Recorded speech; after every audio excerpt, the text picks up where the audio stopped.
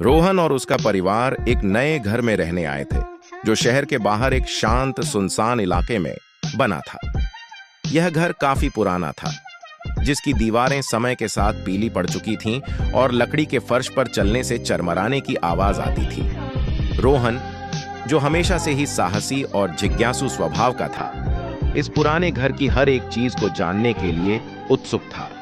उसने घर का कोना कोना छान मारा, लेकिन एक जगह थी जो अब भी उसकी पहुंच से बाहर थी। घर की धूल भरी अटारी।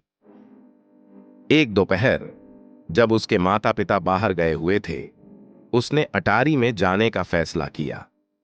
एक पुरानी लकड़ी की सीढ़ी की मदद से वह ऊपर चढ़ा।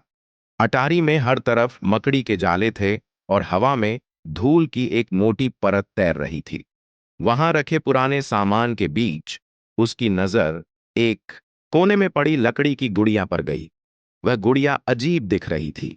उसके बाल उलझे हुए थे, कपड़े फटे हुए थे और उसकी एक आंख की जगह एक काला बटन लगा हुआ था। रोहन को वह गुड़िया थोड़ी डरावनी लगी, लेकिन फिर भी उसने उसे उठाकर अपने कमरे में रख लिया, यह सोचते हुए कि वह उसके संग्रह के लिए एक अनोखी चीज होगी। उस रात, जब पूरा घर गहरी नींद में डूबा हुआ था, अजीब आवाजें गूंजने लगीं।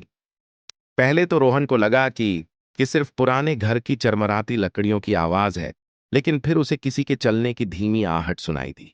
उसने अपनी आंखें खोलीं और कमरे में चारों ओर देखा, लेकिन कुछ भी असामान्य नहीं था। अगली सुबह जब वह उठा, तो उसने देखा कि गुड़िया अपनी जगह से गायब थी। उसे थोड़ी हैरानी हुई, लेकिन उसने सोचा कि शायद रात में नींद में उसने ही उसे कहीं और रख दिया होगा। थोड़ी देर बाद उसे वह गुड़िया सीढ़ियों के सबसे ऊपरी पायदान पर मिली, मानो कोई वहां से नीचे झांक रहा हो। रोहन ने उसे वापस अपने कमरे में रख दिया, लेकिन उसके मन में एक अजीब सा डर घर करने लगा। आने वाली रातों में यह सिलसिला जारी रहा।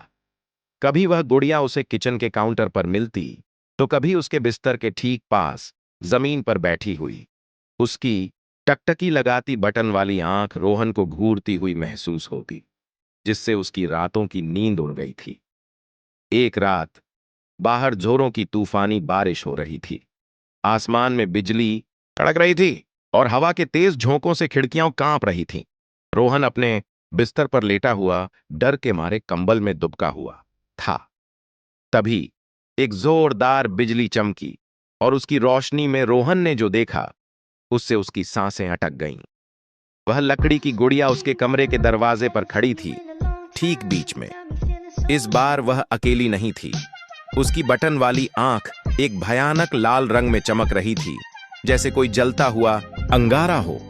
गुड़िया का चेहरा, जो पहले भावहीन लगता था, अब उस पर एक कुटिल मुस्कान खींची हुई थी, जो उस भयानक रोशनी में और भी डरावनी लग रही थी। रोहन को लगा जैसे उसका दिल धड़कना बंद हो जाएगा।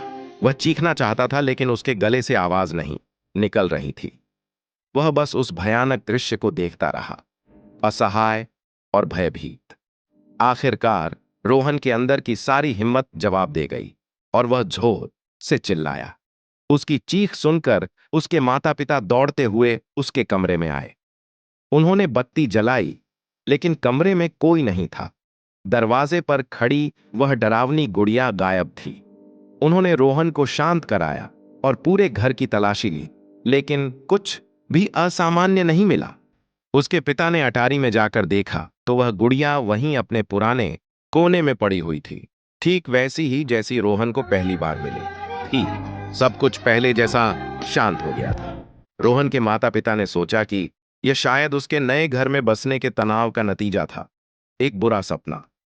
लेकिन जब सब चले गए और अटारी में घना अंधेरा छा गया, तो आखिरी शॉट में उस गुड़िया का चेहरा दिखाया गया। उसकी बटन वाली आंख अब भी हल्की लाल चमक रही थी और उसके लकड़ी के होठों पर एक गहरी रहस्यमयी मुस्कान थी, जैसे वह अपने अगले शिकार का इंतजार कर रही हो।